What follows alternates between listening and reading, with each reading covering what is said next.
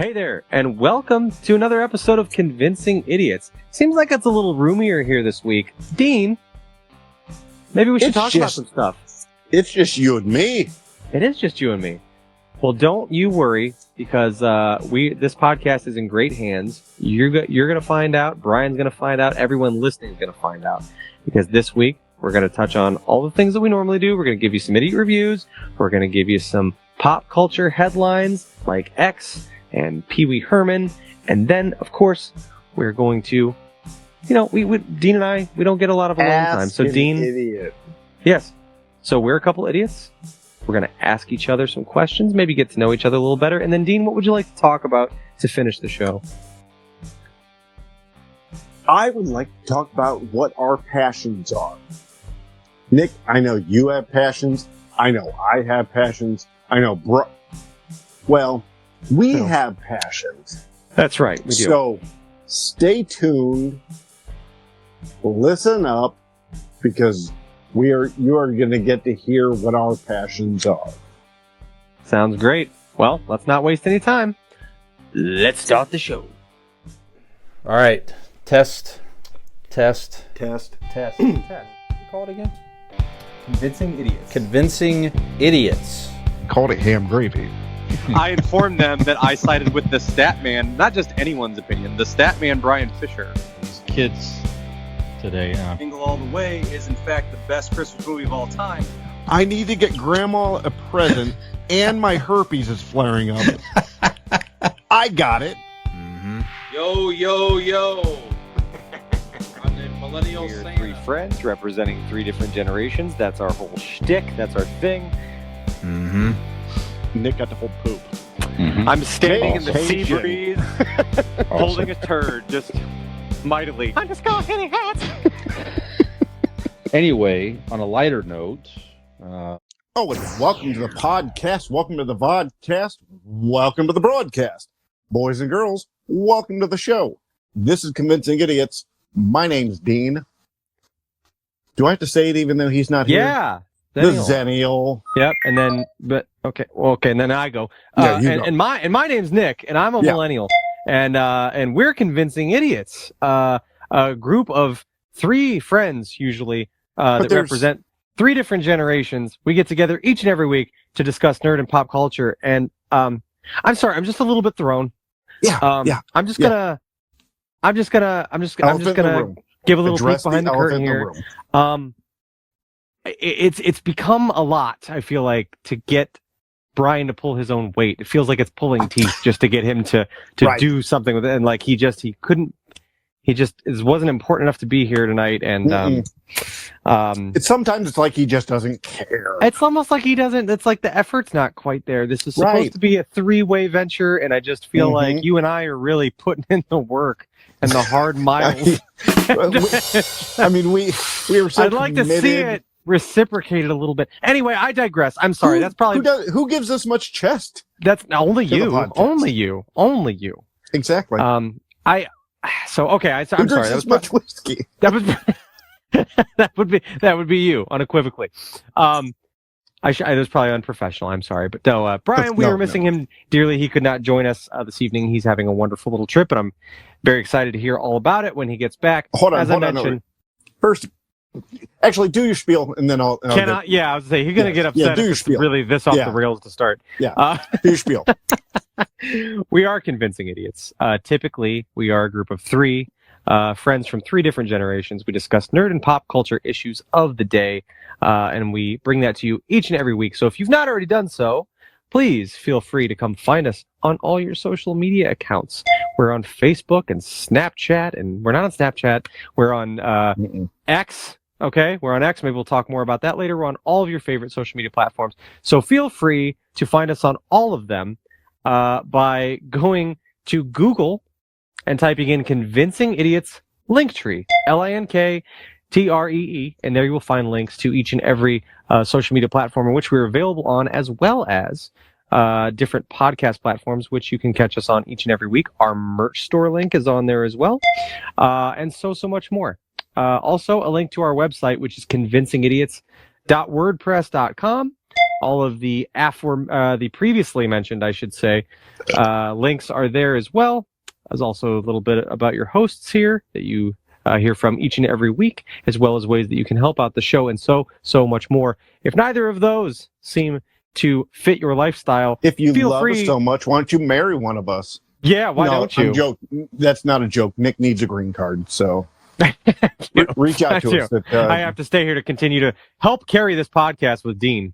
Right. Anyway, yeah, we can also be found on Boss Code Media. So Boss Code Media or Boss Code TV is an app that you can download on your smartphone or smart TV. It is a bunch of original content creators on there. We're on there. Our friends on It Came From Gen X are on there. So feel free to go and check us out on Boss Code Media as well. So now that all of the business is taken care of, we are here for another episode. It's a kids table. It's a kids table episode. That's right. Daddy's not here this week, and Nope. he's trusting us with the keys to the car here. So we're gonna do our best to do him proud. Let's just When face the it. cat's we away, won't. the mice will fuck the furniture. Absolutely. That's the term, right? That's Yeah, how that yeah. goes. And I hope Okay. all of our lovely listeners / pieces of furniture are ready for this week's episode. We are very excited to We're bring it to bringing you.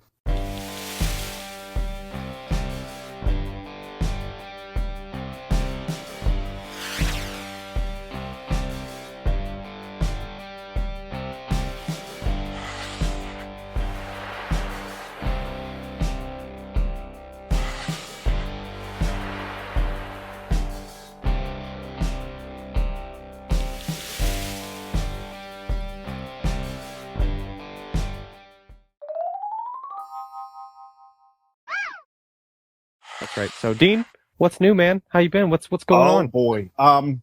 Not other than trying to do this venture, you know, rudder. No, I was going to say udderless. Like if tits weren't here. Without udders, yeah. Rudderless.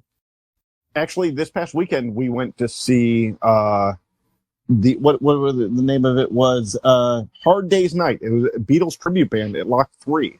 Okay, very Brian cool. joined us. It Mhm. was actually Carter's first concert. Oh, okay, cool. He's 11 years old and he's never been to a concert. Yeah. He doesn't, I don't think, has plans to go back. It wasn't really his deal. He doesn't have plans to Nope. go back. Okay. But As a ringing Nora- endorsement for Hard Day's Night there from the No, 11-year-old? they were great. Yeah, no. Those guys were awesome. Nora has been a huge Beatles fan. Nora is my girlfriend's daughter, Mhm. 8 years old, has been a Beatles fan, you know, for the past few years, and she loved it. Sang along, danced, Oh, had a that's cool. great time. You know, I posted some videos up on my personal Facebook. It was Nice. so great. I mean, it was just so much fun watching her have so much fun, and I enjoyed it. Like, Yeah. I don't go to many Well, you're concerts, but a big Beatles fan yourself. I am.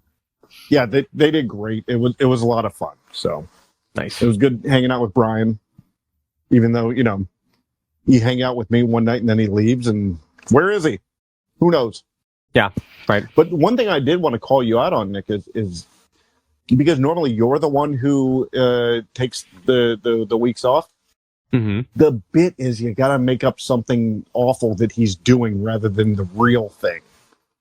Right. Okay. Yes. Right. Like you said, I'm typically the one that's not here. Right. So, and the things that I make up about you end up being true most of the time when you're not here. Exactly. So, I mean, Exactly. it's kind of, you know. But from what I heard, maybe through the grapevine, but he's having his prostate milked. Okay. That's why he can't be on the show tonight. Gotta squeeze that It's a fish oil rumor. out of it like they do in dogs and stuff. Exactly. It Okay. sprays against the wall. It's smelly. Yes. Right. Again, it's just rumor. Who knows? Only his So, doctor. Or the fella that he pays behind the Quick Mart. Right. That's a lot cheaper that way, and you don't need It really legit is. insurance, you know. So, well, that's He's good. got He's got what? good fingers. Sure. Like yeah. real thick. The thick That's really ones. all you need. Yeah. Yeah. Well, that's So cool. Nick, what about you? What have you been up to? We shared Brian this weekend because you had him Friday. So apparently one night with you and one night with me was enough to scare him out of town. And then he in some goes, "I'm out capacity. of the podcast for this week." Yeah, I've had enough so of you two. it's a bit much. I can That makes relate. I sense. understand. But no, we went over to Magic City Brewing Company here in the Akron area. They had their 6th year anniversary bash. Very nice. And Brian met us out on Saturday night along with some other friends, so it was a good time. Spent quite a few hours out there and closed it down, so it was a lot of fun. Beautiful evening to sit on the patio, so that was very, very good time. That's pretty much it. Sunday, I just kind of laid around to recoup. Just tired, didn't feel like doing anything. I've had this. I was kind of briefly, You're I getting think, older, mentioning. man. I know. I was mentioning you off camera. It's kind of nice though. I'm in this stage right now. The last couple times I've drank a little more than I typically do. I used to get the whole, the nightmare hangovers with the headaches and you're nauseous and it's just like the splitting head pain comes and goes. Anymore, I don't even experience that. I'm just tired all day, which is a good trade. I don't feel sick. If I you're don't gonna feel, have to deal with something, that's not a bad thing to do. Right. I just have no motivation to do anything. And honestly, it's not really that much different than my everyday life. So it's that's pretty true. easy adjustment. So, but no, it was a really nice time this weekend. And also before the brewery, we hit up family picnic, my extended family out in Portage Lakes. So got in the lake there and swam around a little bit. And they had like a play area and tennis courts. So just, seeing some members of the family I only see but once a year. So it was cool. But that's pretty much it. Since we can admit that this is not going to be a typical episode of our format, we can just kind of wing it. You just gave me I have a question for you, Nick. Yeah. How old are you? You're 30. Uh-oh, you're freezing as you're asking me a question. Oh, am I back? We're good. Okay, go. So what are you? You're 30. If I'm 42, you're what? You're 34? 35. 35. Okay. Yes. The 35-year-old millennial. Have you ever had sex in a lake?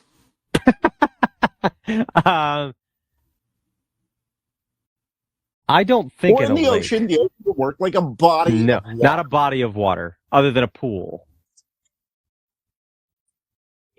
If you're tuning in, I believe Dean's lovely girlfriend, is complaining to him that he's talking about having sex in large bodies of water, while her daughter and friend are having a sleepover probably in the next room. Actually, I was being informed too. If I go up, I have to make sure they're in bed. Oh, gotcha. Okay. Yeah. I'm the police dog. That came right after you were inquiring about sex in a body of water, and I was like, "Don't you have like 2 small children over there having a sleep? And one of them's not yours?" I don't think she minds if you tell me if you've had sex in a lake before. No, it was probably the outwardly you asking the question with them, and that's what I was thinking. She wants to know: have you ever had sex in a lake? She has a notepad out right now. It's take weird. a note. Yeah. I have had. She keeps licking the pen. It's in public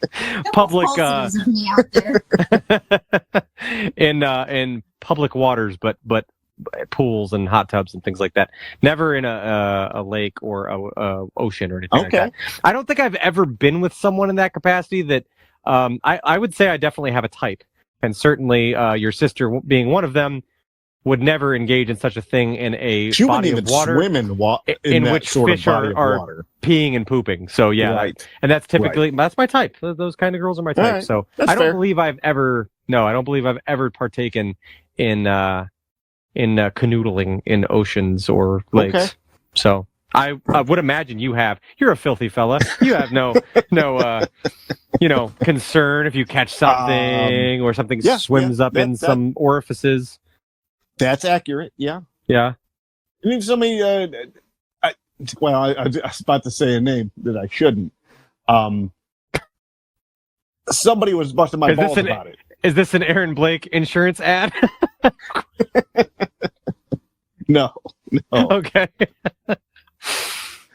But no, somebody would bust my balls about it. They're like, "Why would you do that? That's gross." Like, if you're already naked, and first of all, there's no difference between being naked in the water or having shorts. Like, swim trunks are not a skin tight barrier.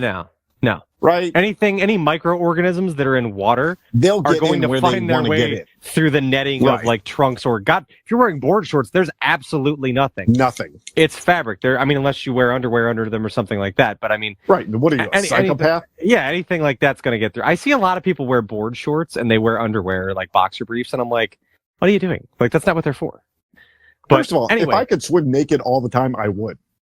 sure, why not? It's freeing.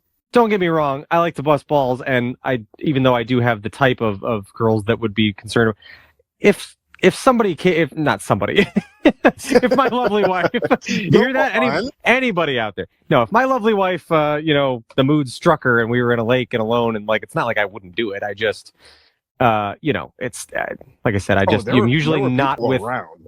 people that would do that. Oh yeah. Yeah. Uh-huh. Okay. That's when I got called out for it. Yeah. Okay. All right. So, yeah, just curious. All right. After Brian that has adventure- already trashed this episode by this He point. sure He's just did. thrown it in It's the garbage. Sorry guys, didn't get the link. Can't edit. Nope, can't do it. It's unfortunate. I'm sure you guys were hilarious. Yes, absolutely. All right. So, what is next? Have you watched anything? I have. I've only really watched one thing that I can really recall enough to speak about. So I've. Oh no, there are two things. Okay, I'll start with the first thing. Last Friday. That's right. It's been so long ago. On Netflix, I believe it is.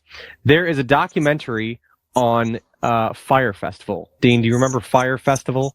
That was supposed to take place in about 2016. Ja Rule was a big part of it. He was one of the partners. I think I'm putting on this Fire Fest. It was a catastrophe. Essentially, Fire Fest was a weekend, 3 or 4 day music festival that was going to be put on. There was this up and coming mogul, this young kid who had, I think he first got his fame from creating an app in which it's almost like an Uber Eats or like something like that, or to where you could, I shouldn't say Uber Eats is the wrong. There was an app to where you could directly, as a paying customer, book an artist for whatever. Their price was listed on there. You could reach out to them directly, and if you wanted them to book them for, I don't know, a work party, a birthday party, a bachelor party, like whatever, and you could afford that, you would be able to directly, without going through an agent, you could book an artist. So this guy come up with this idea. He was, had gained a lot of success and a lot of wealth from this app. He was kind of, by many many socialites, seen as like the next up and coming young mind in the tech field, and had all these brilliant ideas. 40 under 40, brilliant mind type. Yeah. So he went and he had this idea that he was going to rent out a private island or buy a private island and create, as we all do, this 3 or 4 day music festival with all these acts. And their goal was to advertise a upper echelon section of society. We're talking like Instagram influencers and producers, and a lot of people that people have big followings online that other people would see and want to emulate. They're the ones that's going to order off this app. Yes. Okay. So essentially, but this Fire Festival is supposed to be kind of a pump up thing for the app and for this business and all this stuff. So essentially, I want to say without ruining things, this is all in the news. If anyone remembers Fire Festival, and Ja Rule's name's been linked to it so heavily that everybody talks about it all the time. Essentially, this guy went to this island, took a bunch of influencers and things like that, shot all these promo videos of them just partying on the beach and all this stuff. So when push came to shove and put this thing on, they ran into problem after problem. First of all, the island that they had rented or bought, whatever, this private island, they couldn't use. There was no time to, there was no running water, there was no electricity on this island. Like there was just all these problems. You apps, and physically there was not enough land mass to host the amount of people that they were flying to this island to come to this festival. So they move it to just off of a sandals resort in a nearby Was this island. was the guy Jeffrey Epstein? No. Oh, okay. No, he was not. Okay, fair. Long story short, the worst thing that the worst of it is this: all of these influencers, all these pampered millennials, if you will, get out to this island. They Fucking run out of time. millennials. There are no luxury tents like they advertised.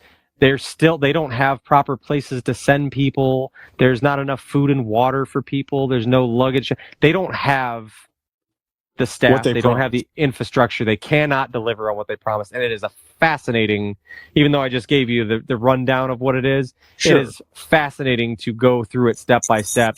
I remember hearing about it in the news and what a colossal fuck up it was. But yeah, it's pretty interesting. It's on Netflix, I believe. It was Netflix or Hulu. I think it's Netflix, but it's just called Fire. F-Y-R-E, Fire Festival.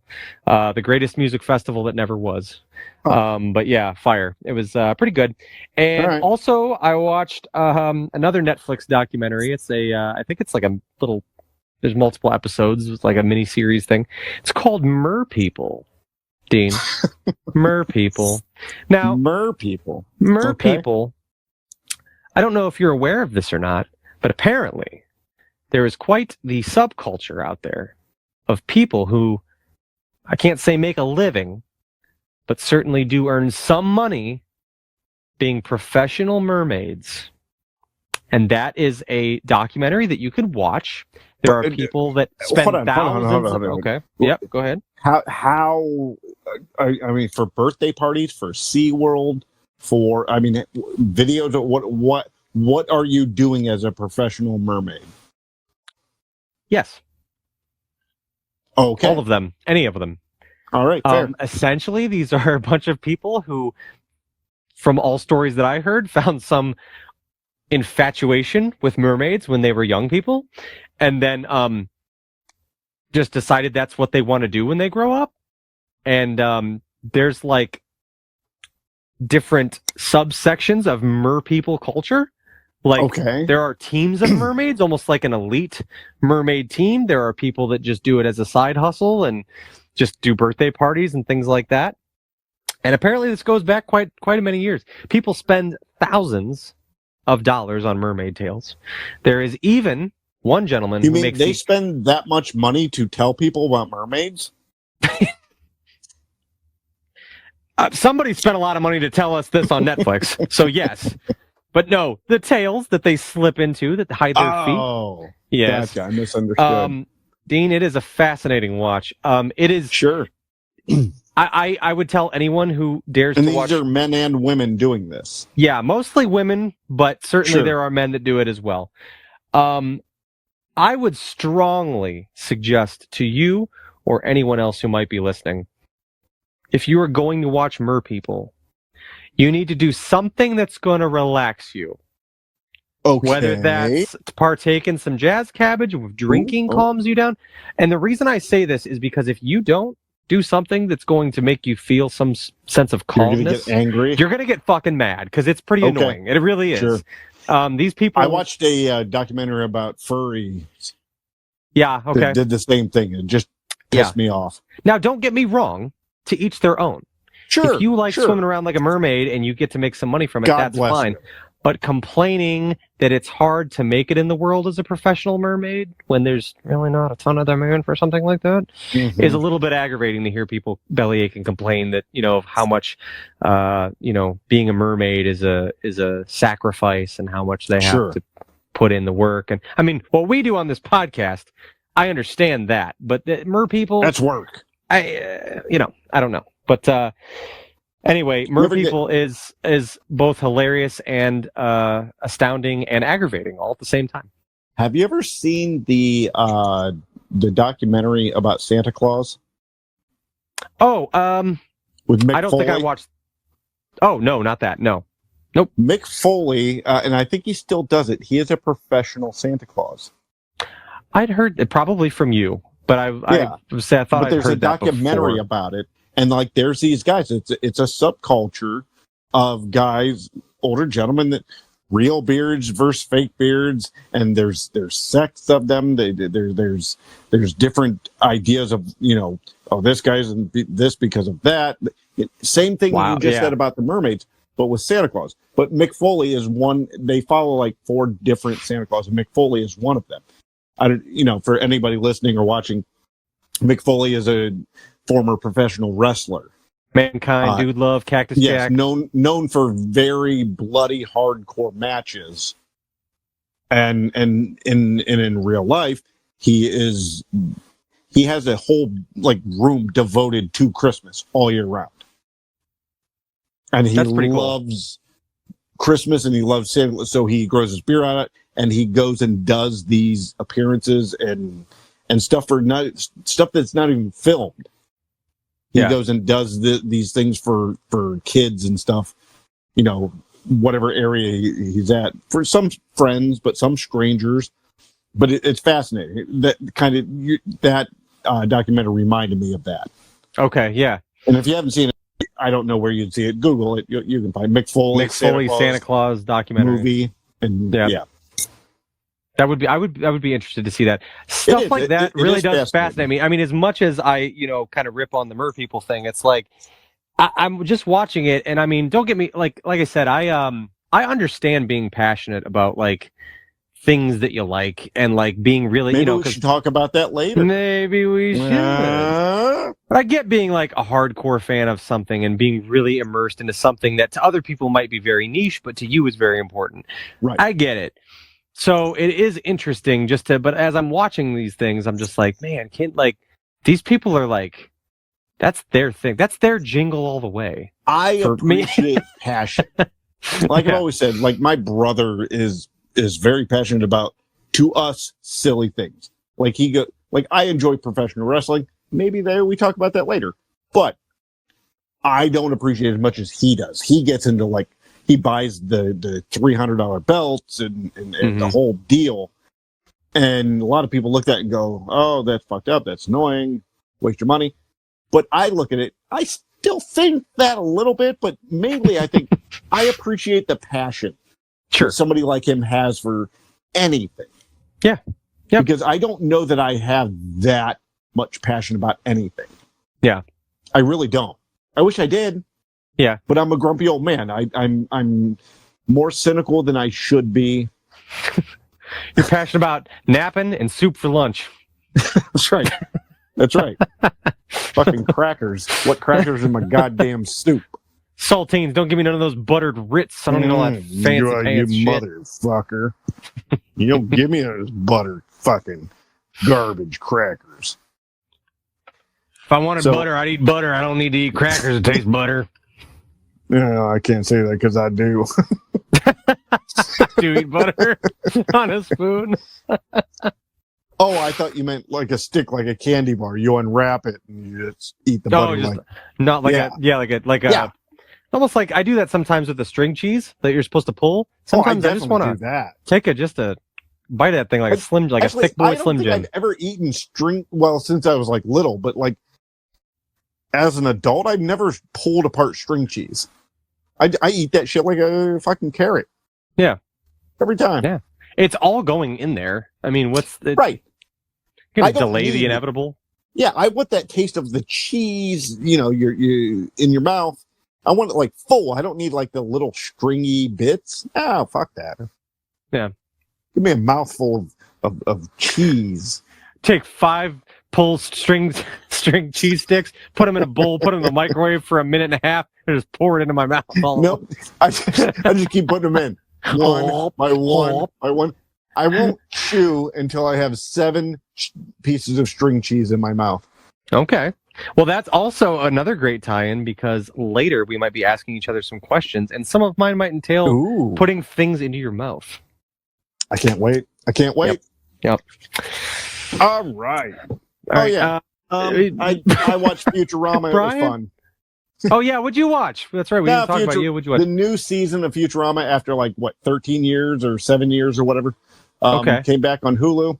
If you love Futurama, it's no different. It's a lot of fun, really funny. Can watch I it. tell you something and ask you something at the same time? Yes. Go ahead. I am familiar with Futurama as of like seen ads for the show. I've never watched an episode. Megan's feet. You want me to describe them to you? She's in Please, the room. Sorry. in great detail. What's the length? Brian's gonna hate us. What would be the Brian's nail gonna- length on the third toe from the big one?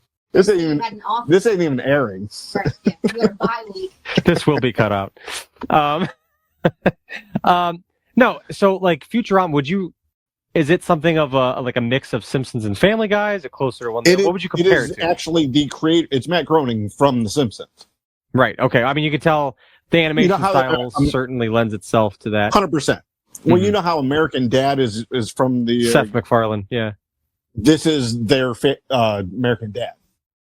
Okay. It's Gotcha. literally it's from the creators of The Simpsons. Okay.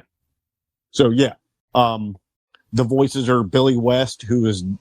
If you don't know who Billy West is, he has done every voice for every cartoon character you could ever think of. Okay. He was on the Howard Stern show, kind of like What about in the Shaggy from background. Scooby Doo? I think he might have done it. No. Billy West. It was Casey Kasem. No, I'm talking about new. Oh, okay. Okay. Episodes. Gotcha. Yeah, but it is. If you enjoyed the original and the other 3 times it's been canceled and brought back, which the first episode is devoted to like jokes of all these episodes get canceled and brought back. It's really funny. You'll enjoy Hey, it. kind of like all the episodes we do of this podcast together. Right. Well, this one's gonna get canceled. Yeah. God bless you if you're hearing it, because like you know us personally, because like that's the only way you're gonna hear it.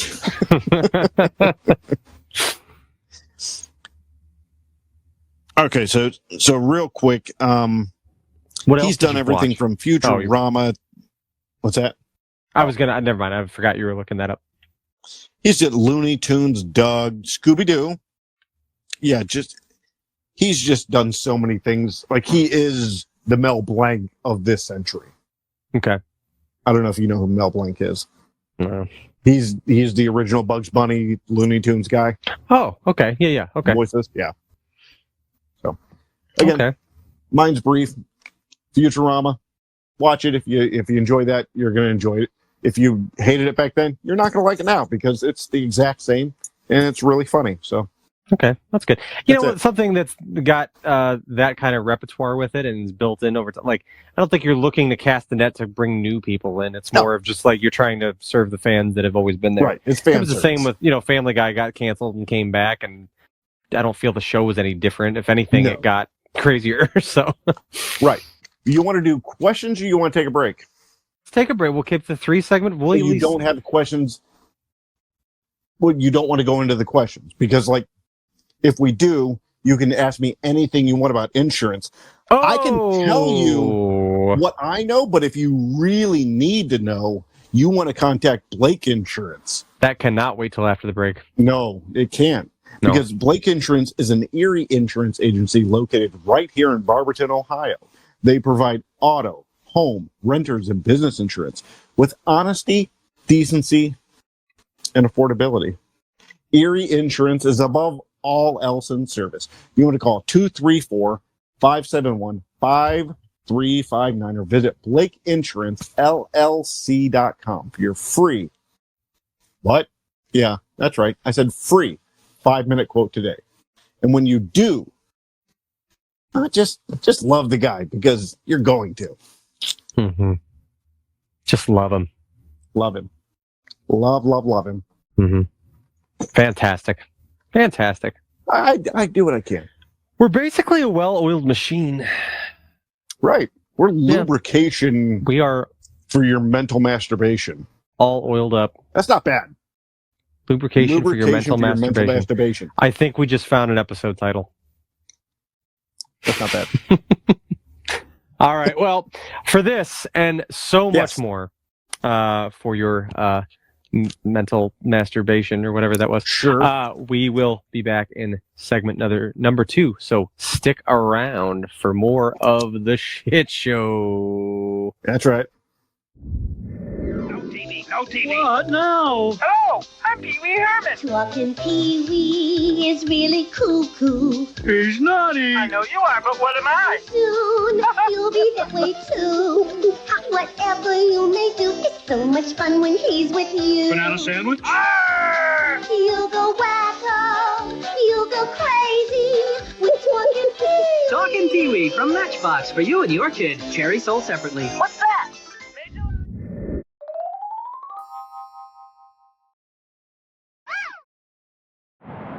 Bringing it back in 5, 4, 3, 2. Well, hello there, and welcome back to Convincing Idiots, segment number 2.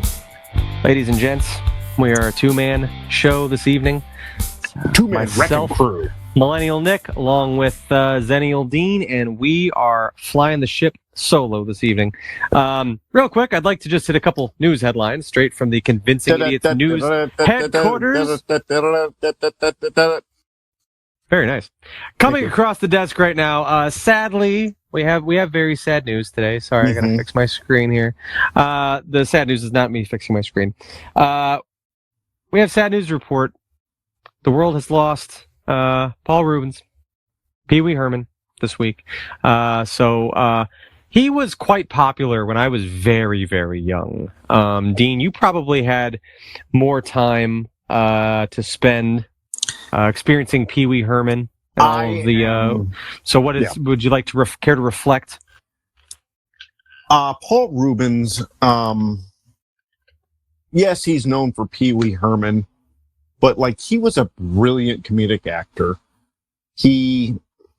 Yes, he will always be known as Pee Wee Herman because the character is iconic through the TV show to the movies.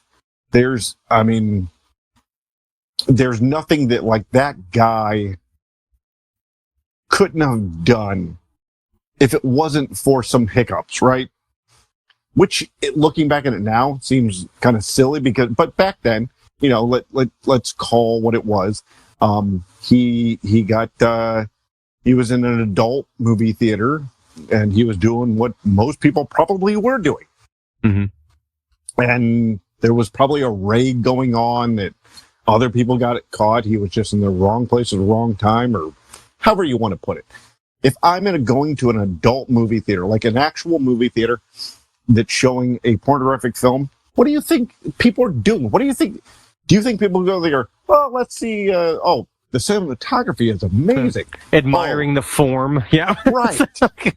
You go there for a reason. So I even as a kid, I never faulted him for that. I thought it was silly that people did, but it was the 90s and people were stupid. But he was honestly, if you want to call a comedic genius, he was one. That character alone was taken from a stage show, and it incorporated what kids would just fawn over and love the visuals of it with the chair and the windows and it was so fantastical and over the top. Yeah, but yet it was an adult show. Adult parents would be like, I'll get that shit off my TV. That's a weird guy. But if they sat and watched it, oh, I see what he's doing. Yeah. And shit, that show alone broke out Lawrence Fishburne. Phil Hartman started there. Oh, really? Yeah.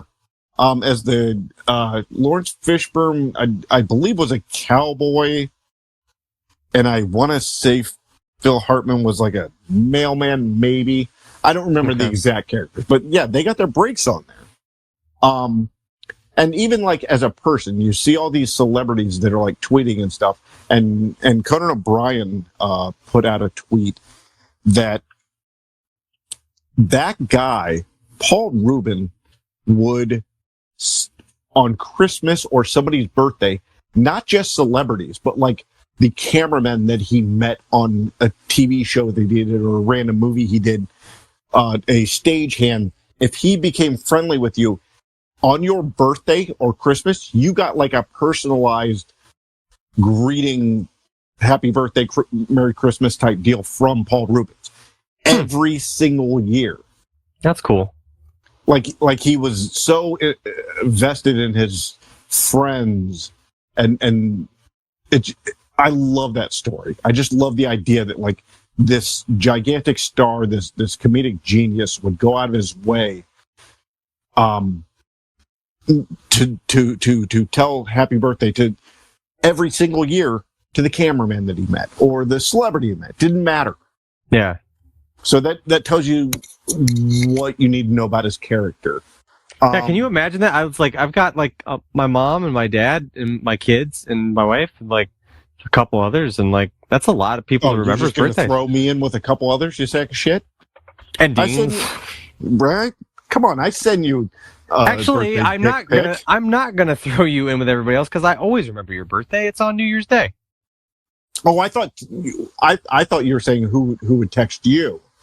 Oh no! I was saying of the birthdays I have to remember. Oh. Like if you were him and you were like going out, you'd have to like have a notepad or like Right. those saved in your phone every year to be recurring like reminders.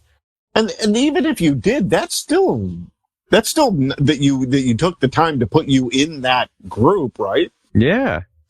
Shit, my birthday rolls on. It like you said, it's still January 1st. Very memorable. What? Not this year. My parents remember, but like 2 years prior to that, I didn't hear from them. Yeah.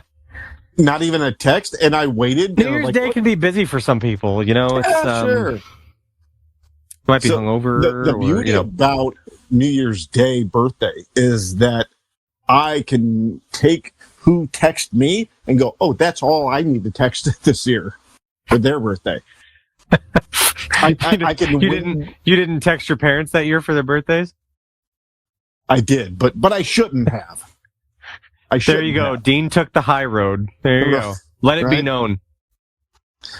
There's a first time for everything, right? Yeah. No, that's a really cool story. I'd never heard anything like that before, like about him. My parents didn't text me. Oh, you were talking about Paul Rubin. I'm sorry. Yes, yeah. I'm sorry. Yeah. Yeah, it's very cool.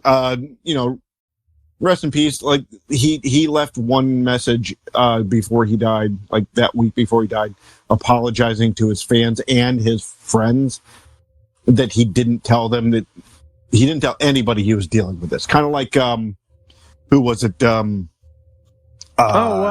comedian that was it Norm Macdonald or Norm Macdonald didn't tell anybody. Right. That he was dealing with cancer and again, you kind of respect it a little bit, but like I would hope that they told their close friends, right? Right. Yeah. Or like, I mean, or at least, like a family member that's, I mean, I don't know if, obviously because if you had a wife or something, or a partner, you would tell them, Sure. But yeah, it's very sad. I just remember him a lot from as a kid. I mean, certainly, like you mentioned, the show, Pee Wee Herman. We had there was like a doll, like a wind up. He had a pull string, not a wind up, but a pull string on his back, and he said different, slogans, and it was like this, little, like 12-inch doll or whatever. What am I? My dad always doing the and like the making the faces and stuff like that. So, but yeah, it's just very sad. Like you said, it's one of the main things you remember him for was obviously the Pee Wee Herman character, and the other that was, like you said, looking back, pretty stupid. Like that is like, I'll even mention one of the ones that I remember real quick. Yeah, the movie Buffy the Vampire Slayer. He's great in it. He plays one of the vampires in it, and he's fantastic. So I know that there's I think it's already passed by the time you hear this. But there's like a thing online of like people saying everybody watch Pee-wee's Big Adventure on this date at this time. Everybody's push play. Oh, okay, gotcha. Which is awesome. Yeah. What a great way to commemorate and remember. Yeah. But Buffy the Vampire Slayer, he doesn't have a whole lot of lines, but like when he does, he's fantastic. So and that proves it. Like he could do so much more. Yeah. He was also the Penguin's father in Batman Returns. Yes, that's right. He was the one that shipped him down to the sewer where apparently emperor penguins were living, but in the sewers beneath New York Was City. he in Gotham? The show? Yeah, I think he might have been in Gotham. I don't know. Hold on. That's very possible. That would be you a really, Brian really. Talk while I look this up. It'd be, it'd be really cool if they did do like a callback and bring him into that. I've never seen Gotham. I've seen the first. You really should. Man. I know it's only we've had like this 3 seasons, but it's so good. We've had this conversation because I'm like, we tried to watch it and we made it 3 or 4 episodes, and I'm like, it just wasn't good at the beginning, and I just gave up on it. Shit. He was in Mystery Men. I remember that. No, I'm gonna. Yeah, he was in that too. Yeah, but I'm gonna actually do a real quick what I watched. We'll talk more because we'll have a topic that pertains to it in a future episode. But Nick, I did watch Miracle. Oh, one of your recommendations. Yeah. I did watch it the other day. Okay, what'd you think? It was okay. Yeah, I wasn't the biggest fan. I've seen better sports movies. Okay, but it was good. Like it was entertaining. Yeah. Kurt Russell's character was a little much for me. Kind of thought he was a dickhead that didn't really redeem himself enough to quantify the dickheadness. Yeah.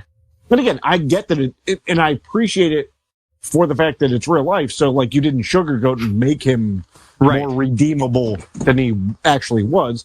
If that's the way he was, cool. But I don't know. It was fun. I enjoy sports movies. I enjoy the ending where they win. Like all sports movies, I do enjoy that. The funny thing is, and it says as much in the post credit things, or not post credit, but towards the end, when it lays out. Too. But it's like that wasn't like the gold medal game. That was just to get them to the gold medal game. Right. But they also knew that if they could beat the Russians, that there was they. Well, it's also the Bob Costas call that was iconic. Right. Yeah. Yeah. But that was the big one. I mean, beating the Russians was the Cold War impossible. Was roaring, like they said in the movie. The US, Soviet Union was the big bad. Right. Yep. It brought people that didn't watch hockey into it just because the Russians, those evil Russians. Right. Yeah, there was a vested interest in that storyline. Yeah, absolutely. Yeah, but there was there's some really great documentaries like ESPN stuff, like 30 for 30. I think did one on like the Russian team, like that, like at that time. Oh, really? The way they trained and like would carry boulders like up and like in and out of lakes, and they'd be like pissing blood and shit, like give them the Russian gas, and like the insane training regimens that those guys, like the Russians, were put through is fucking wild. Right. But and there's other good ones too, like the Summit series was a really harsh one between Russia and Canada back then. But yeah, there's a lot of cool documentaries about like hockey, that especially pertaining around the Russian team at that time. But yeah, like Herb Brooks, you were saying like, he was kind of a dick and stuff. And I was like, back in those days, those coaches, like those old school coaches, that's just what they did. No, that's how they got shit out of their players. Like just treat them like shit and stuff. I understand that. I understand coaches being assholes, but like even in the movie, his other assistant coaches were saying this was A, out of character, and B, they kept telling him to fucking stop being an asshole. Right. Yeah. Well, he was chasing after the glory that he never got to achieve as a player. Yeah. Right. Yeah. And again, when saying all that, I did enjoy it a lot. Yeah. It's just that was the problem I had, was like the unredeemable character that he portrayed. Yeah.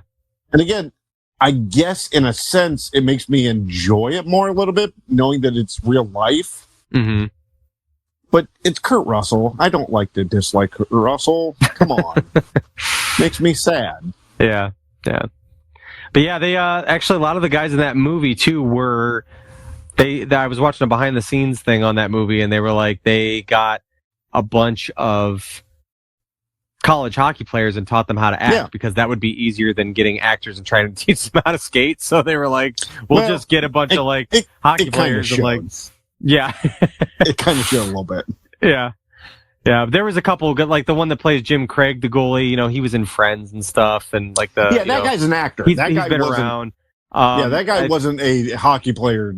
Yeah, turned actor. That guy wasn't. I recognize him from a lot of things. Yeah, the guy that played Jack O'Callahan, the kid from Boston that injured his leg and stuff. I don't know if he was or not, but I enjoyed his performance in that movie. That guy actually just passed away within the last, I want to say, like 5 or 6 years. That actor, yeah. But yeah, so that's good. I'm glad you saw it. Glad you got to experience it there. Well, my point of telling you that now was the idea that, ladies and gentlemen, our recommendations, we take it seriously, and so should you. Absolutely. So go watch Merpeople, would you? Anyway, touching tribute to Paul Rubens. Yes. No, rest in peace. That's right.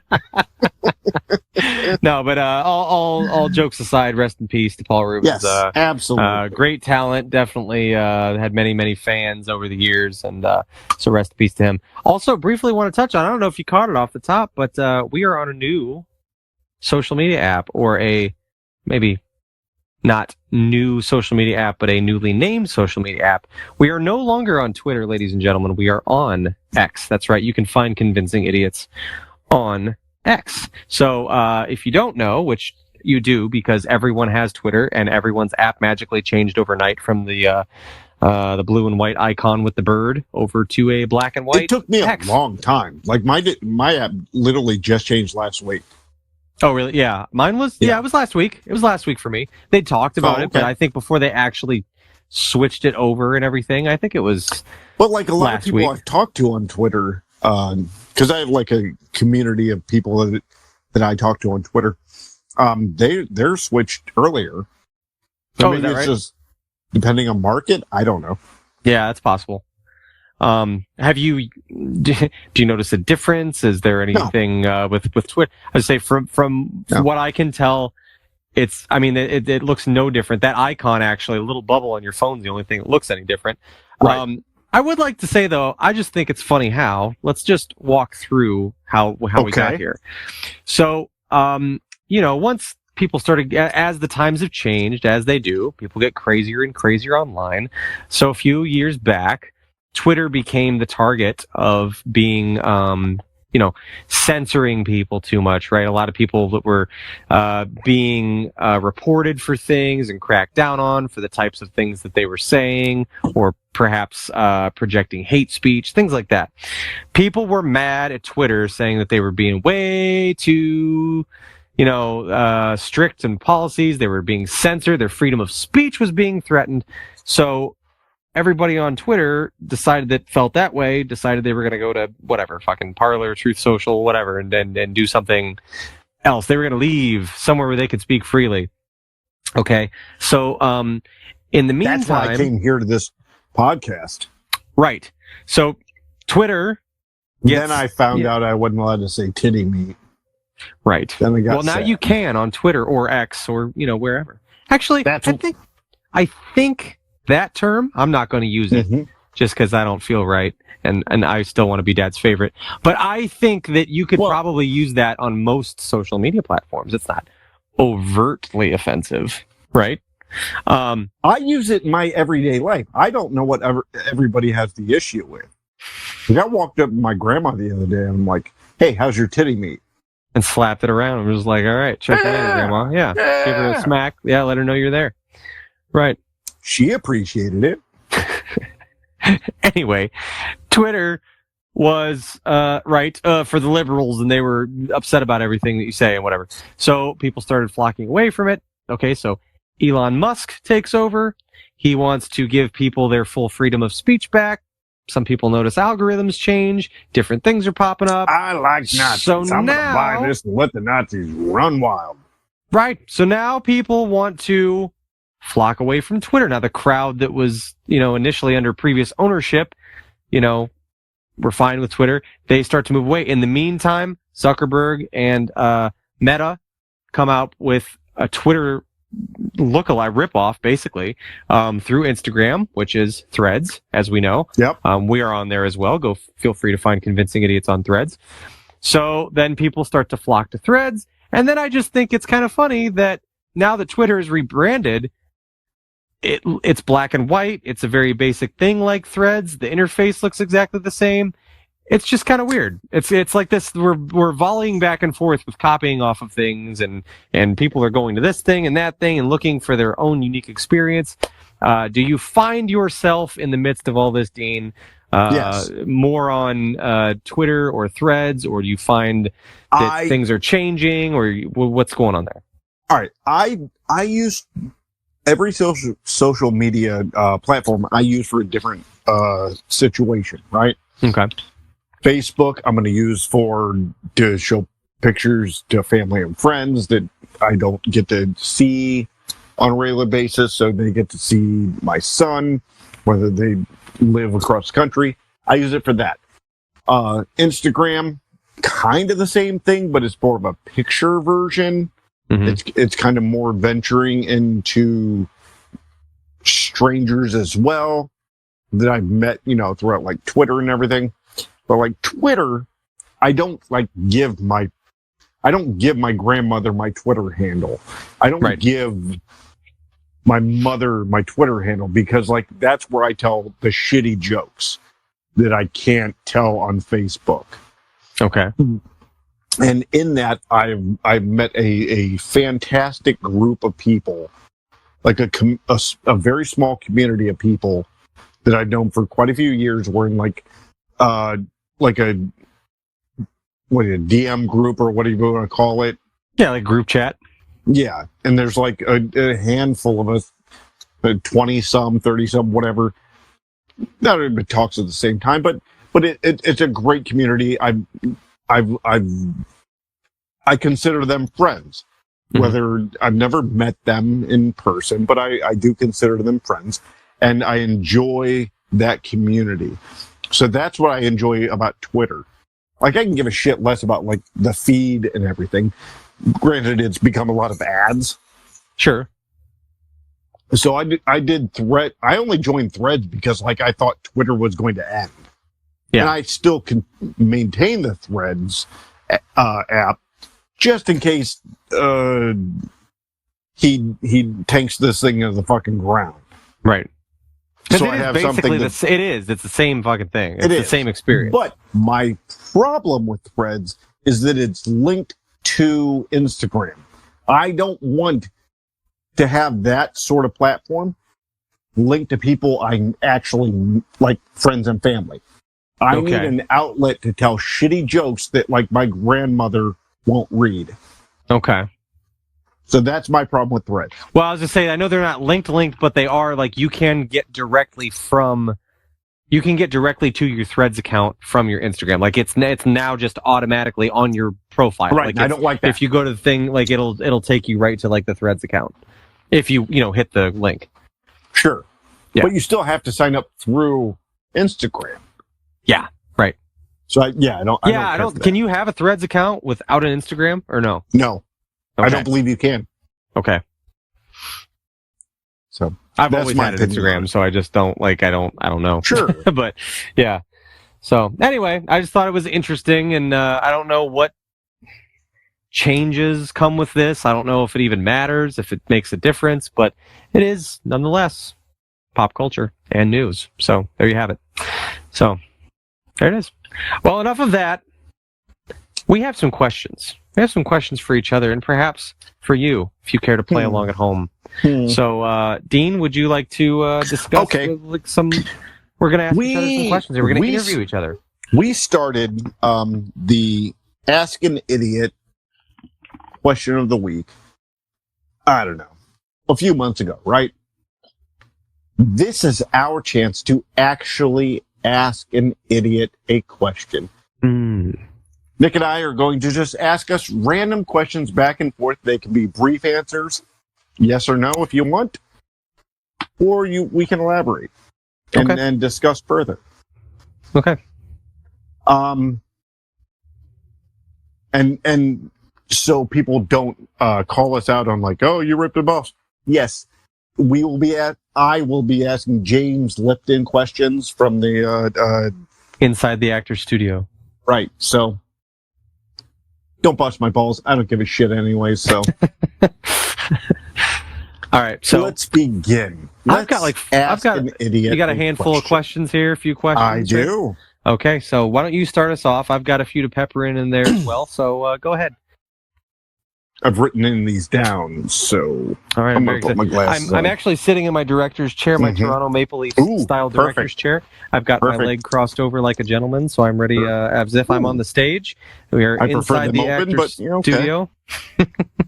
Maybe later, James. Maybe later. Nikolai. Yes. What is your favorite color? Oh, it's blue. It is blue. His Toronto Maple Leafs blue. I also enjoy the color blue, just in and of itself. The sky is blue on a nice summer day. Was your favorite color blue before you were a fan? It was up there. I've always been a blue and a green guy. I like blue and I like green. Okay. But yeah, blue. I don't know. I just tend to like different shades. I think I like more variations and shades of blue, light blues, dark blues, all the way, all the assortments. It's not because your personality isn't blue. No, and it's quite the opposite. I feel I have something of a sunny disposition, but I do enjoy cool colors across the board. You do well because you're a cool fella. Yeah, thank you. I like that. Nikolai, what's your question?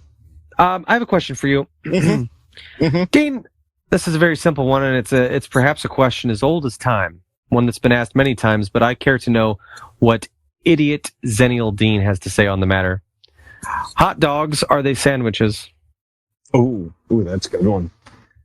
And then a follow-up after that, to kind of piggyback.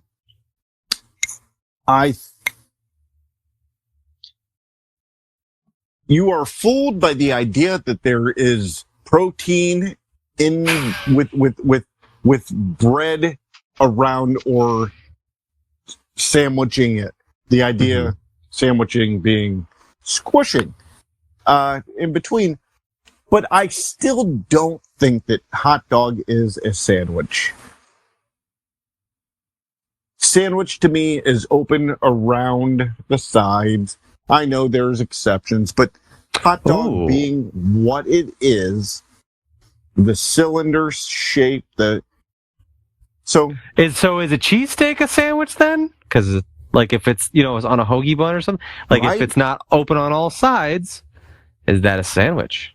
What about a wrap? Then as a wrap? See, you blew my mind with that one statement, right? Because I've never thought about it in that context. Because I'm like, I feel like they are sandwiches, but because we've just for so long called them their own thing, our brains are being fooled. But when you said that it's not open on all sides, I thought that is a good point. But then I went, man, there's a lot of other things we consider to be sandwiches that are not open on all sides. Well, there's somewhere like the hoagie that you closed that has it's 1, 2, 3 sides, but the back isn't. That's still a sandwich. Okay. Yeah. I think ultimately the hot dog isn't a sandwich because of the hot dog itself. Okay. Because of the shape of the meat? Not only the shape, but the creation of the sleeve. Back when hot dogs were invented, it was the intestine skin, meat pressed into it to create the sausage. Yes. Deal. You would never go, is a sausage meat? Of course not. You put fucking mustard and onions and peppers. That's a German classic. Sure. You would never call that a sandwich. Right. No. So just because you like you're all thick and stuff, and I'm thinner in certain things, you would never call the hot dog a sandwich for that same reason you would never call a sausage a sandwich. So no, a hot dog is not a sandwich. I like it. I'm convinced. I am one convinced idiot. Interesting. Okay. Nikolai. Yes. I actually asked the girls tonight for some ideas, so I'm going to go on their ideas. Okay. Nikolai, are you a dog or a cat person? Man. You own a dog now. You love So him. I always He's a considered good boy. He's a very good boy. I I've always considered myself a cat person. I've always been partial to cats. And I do have a theory, if you have a moment to hear it. I have a theory We have that all the moments. people are dog or cat people, and that is what attracts them to their partners. That the opposites attract thing. I think we can. Interesting. I think we can both agree that if I were one of the two, I would be a dog. And Sure. that my lovely partner Robin would be a cat. She's a little more, she's just Lazy. I'm so no. I'm social. I'm kind of more bouncy and up spirited, and she's a little more reserved. What I meant was prove she to me is why I need you socially- around, kind of thing. What? She is socially lazy. I suppose so. If that makes I suppose you might say that. But I would say if Robin was a cat or dog, you would see her as the type of person who would be more suited as a cat, and I Absolutely. a dog. So I feel like I've always been more of a cat person, and perhaps in people I seek out, at least when it comes to partners, I seek out cat type of people.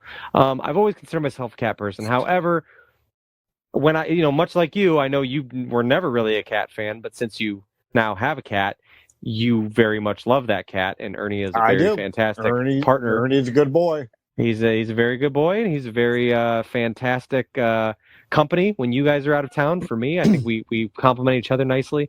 But I'm the same way. Now that I have Gizmo, Not many people know, but Nick has actually paid for 3 of our vacations just so he can hang out with Ernie.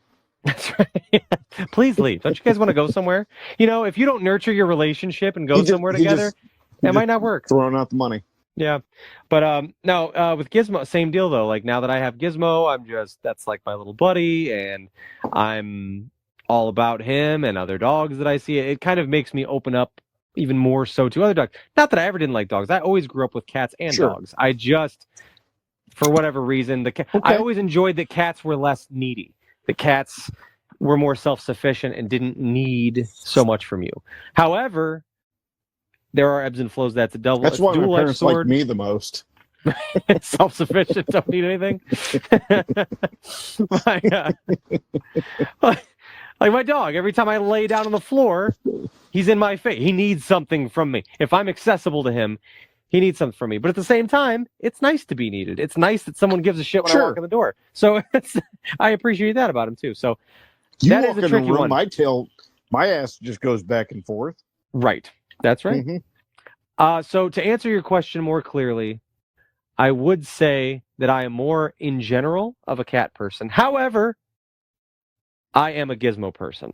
So, all right. Specific to my appreciate dog, that. I am a Gizmo person. But in a broad sense, I would say I'm more of a cat person. I appreciate that answer. Mhm. All right. You got a question? I do. Okay. We're going to stick on the subject of pets here a little bit, kind of loosely. We're going to mesh the last 2 questions together. Dean, you're a big fan of time travel. I am. Let's just say, for shits and giggles in this scenario, you find yourself, Dean, trying to travel back in time for reasons only known to yourself. Something is mixed up, as we all know. Time travel is not 100% perfected just yet, and you find yourself in the far depths, the reaches of space. You crash land on a planet called Melmac. You froze. And Hold on. I'm sorry. Wait. Back it up. You or I froze. So Okay, so what'd you hear last? You're in space? A little before that. Okay, so time travel's not perfected yet. There you go. Something has happened. Something goes sideways. You find yourself lost in the depths of space, only to crash land on a planet known as Melmac. The only way to find your way off of this planet is to win a cat eating contest. How many cats do you think you could eat, Dean, in order to win your way off of Melmac and back onto Earth? How many cats do you think you would be able to eat? This is a tricky question because, like, the proprietors of the said world probably eats the cat's hair and all. Sure. Without you're not going to skin it and grill it and stuff. Right. Can I skin it? That's the question. This is a Joey Chestnut situation. This is like you're timed, and there's Oh. a plate. There is like a bucket full of cats, and you have to eat as many My as you can. allergies. This is a cat eating contest. My allergies act up in the morning when Ernie like walks by my head towards the window. So I don't know how my Dude. body's going to react inhaling and eating a whole haired cat. Should probably cap it at like 12. Oh boy. I Okay. So just for the sake of just to have a little more fun with this. Sure. You're traveling through time and you're on Melmac where Alpha's from. You have to eat cats. So if you, let's just say allergies are not a thing, and you had to physically eat cats, do you think you would be able to take a bite of a cat even? Do you think you would be able to wolf one down? Yeah. Okay. Oh, absolutely. Okay. I'm going head first too. It seems like a little crunch to it. Okay. Yeah. Yeah. Okay, little, when you push a cat's nose and they're like that hard little cartilage snapping out. Cause just knowing that like at any like petting session they're gonna turn around and bite you for no reason. Yeah, that's true. If you don't get them head first. Yeah. So that's a good call. If you eliminate the idea that I have allergies, I'm gonna go 5. I can do 5 cats. Okay, 5 cats is pretty respectable for an earthling, I would say. Yeah. Do I have to eat the tails because I kind of would consider the tails like crust? Yeah, or like shrimp. You know how like you don't eat the tail? Yeah. Yeah. I mean, most people don't eat the tail, but well, some psychopaths maybe. My youngest Oliver loves the tails. Apparently, I found out last time we went to Red Lobster. We went. I'm going to stick with my statement. It's like, yeah, so accurate. I mean, I'm not back. Yeah, you don't have to back off the statement. I'm just telling you what I know. We went to Red Lobster, and I don't know if I told this on the podcast or not, but yeah, like he wanted shrimp, and I was like, let me order shrimp because I'm going to get it anyway, and then you can see, if you like it. I don't want you to order it as your, part of your main dish if you don't actually like it. You hate it, and it's wasting money. So he got like regular, fish, like fried fish, and we did that. But I gave him some shrimp, and I said, just to let you know, I said, you can stop when you get to this crunchy part at the end. People don't usually eat the tails. And he goes, why? What'll happen if I eat the tail? And I said, nothing. I said, it just people don't typically like them. They're hard, and they're, So he ate one. I said, you can, by all means, if you want to eat the tail to see what it's like, go ahead. He's not going to like it. Well, I'll be goddamn. He ate all of the shrimp and all of the tails. Enjoyed it. And he also ate my serving of tails that I left on my plate to not eat. He very much enjoyed the tails. He goes, I really like these. The waitress came over to get the tails, and he's munching on shrimp tails, and he goes, I really like the tails. And she's like, that's very odd. People don't usually like that. All right.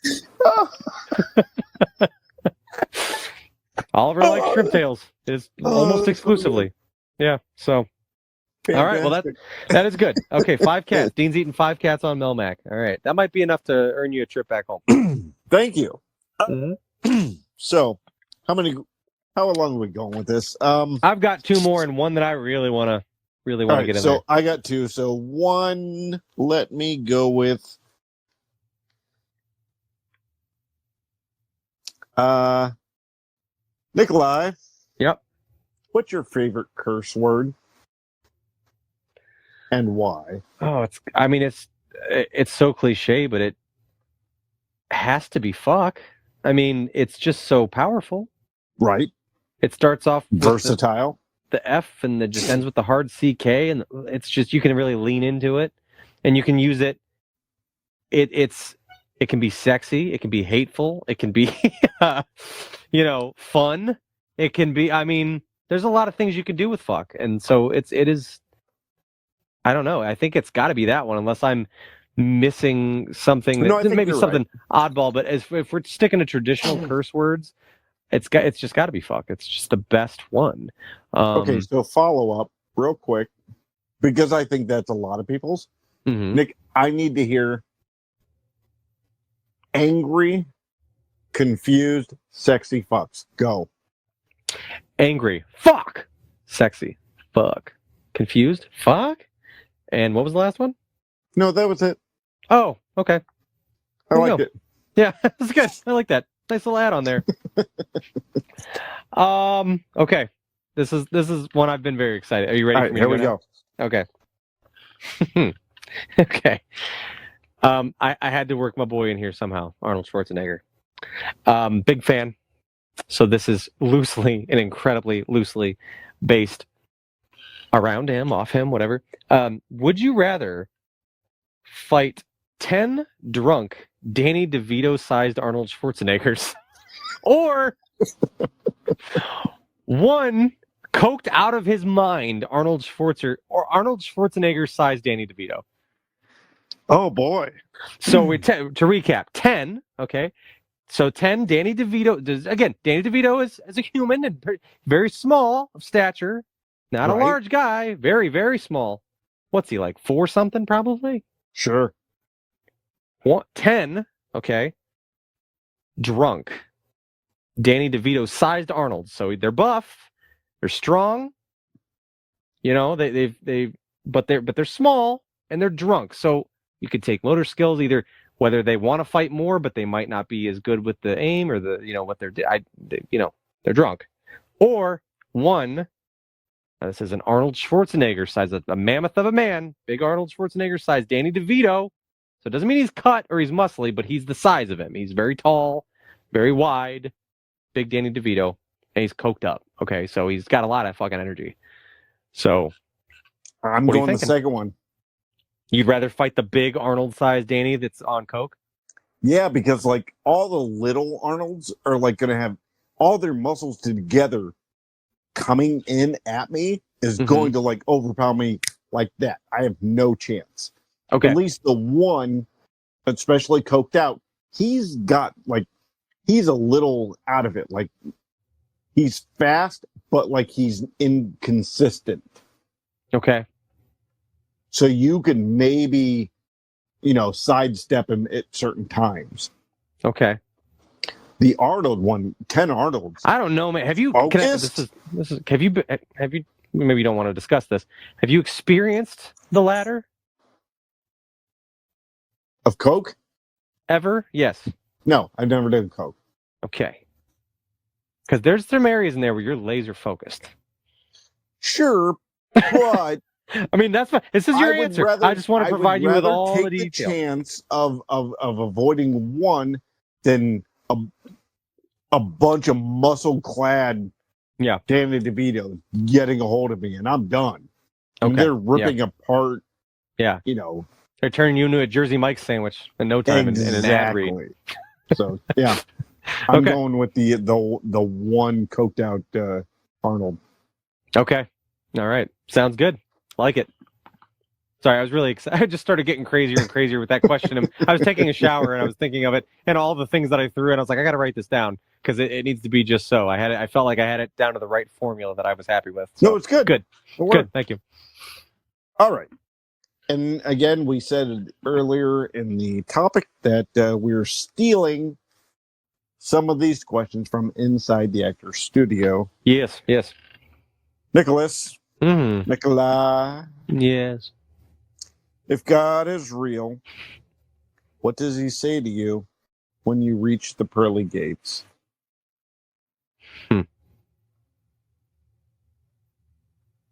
This round's on me. No, it's a fun one, and it's a cool answer. Really good. Whatever. It is. Ultimately, I would just like to hear him say, like, you did good. You were, you did right by people.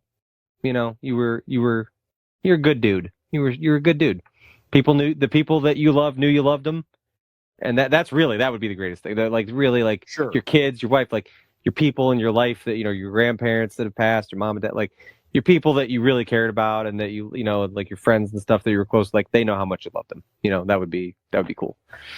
Yeah, but and also like free drinks would be cool. That would be awesome. You have a great answer, but like your first one, you could have stopped there, and that would have been a great end of the segment. Yeah, it's a good one. I have a similar one for you to end on. Okay. It's very, very similar, actually. Deaneth, when you arrive, heaven is real, and you arrive at the pearly gates, what would you like Harambe to say to you?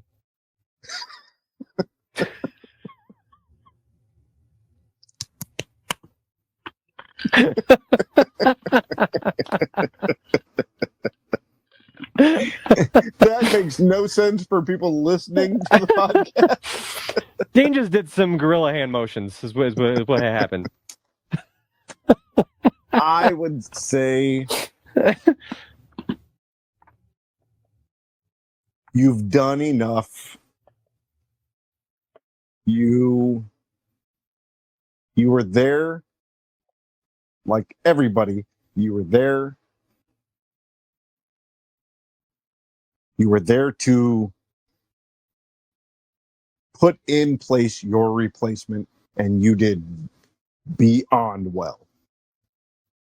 Nice. Yeah, like you did your job, you did right by your kid, and you're good to go. He's better than you are. There you go, yeah. Hit the bricks, son. Harambe goes, it wasn't a high bar, but you did manage to surpass it, so that's important. right. Very good. Very good. Good answer. Well, that was fun. That was a good idea. I think we got to know each other much better.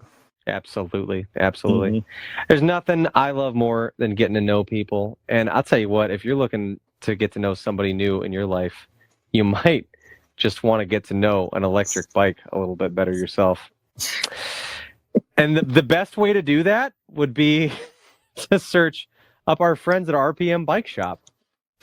RPM Bike Shop is an incredible collection of people that you could get to know better today. You could start by going to their Facebook page and just searching in the toolbar RPM Bike Shop. You could also go to their website, which is rpmbikeshop.com, in which you can see photos of their fantastic electric bikes located in Carrollton, Ohio, or you can give them a call at 330-808-7792 to get to know an electric bike a little better, get to know the friendly associates at RPM Bike Shop a little better, and perhaps get to know yourself a little bit better while you have all this free time with nature on your brand new electric bike from RPM Bike Shop. There you go. So, I think, yes? No, go ahead. Oh, I was just going to say, I think we've gotten to know each other better. We've solved a lot of problems. I agree. We've mourned together. We've discovered new corners of the internet together. I have an erection. Well, that's great. I mean, that's not new or because of this segment, but all the same, Anytime I'm around you, it is not new. I'm glad we haven't scared it away, so that's good. Mm-mm. So, well, I'll tell you what. Why don't we take a little break here? Yep. And maybe we'll reconvene for a third and final segment this week on Convincing Idiots. What do you say about that, Dean? I like that. Let's do it. All right. We'll be back. So should you. Yep.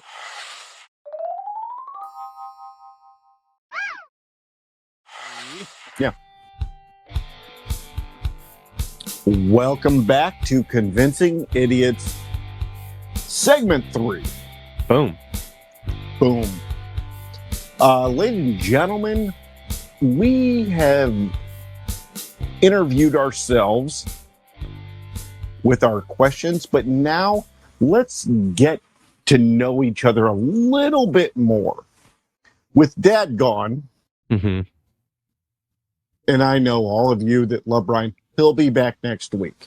But as of now, Dad's gone. We are going to have fun with this, and let's find out a little bit more about each other and how we're going to do that. With the main event, the main topic is let's find out what our passions are. If you've been listening to Convincing Idiots for the past, 3 years have we done this?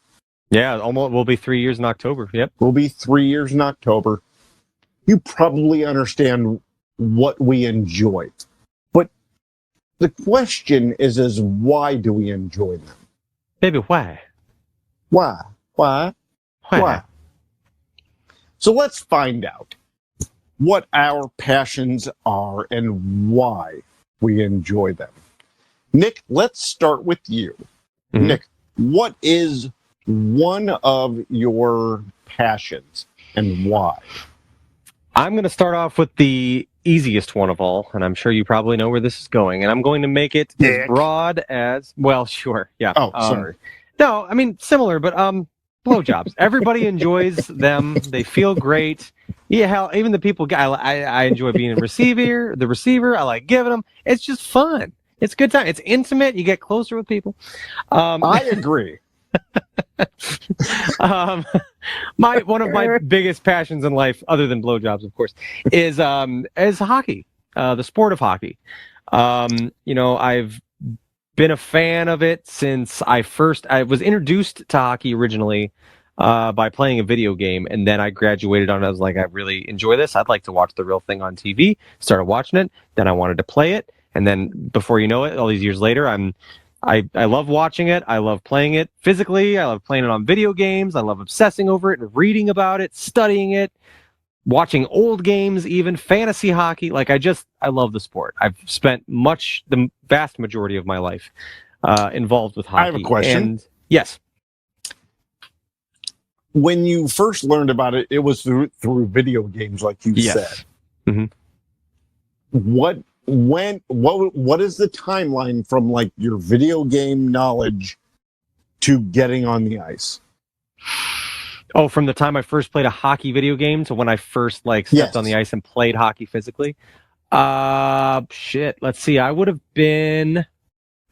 was probably around the 3rd or 4th grade when I first played a hockey video game. Okay. So that would put me around 9. Sure. Okay, we'll say.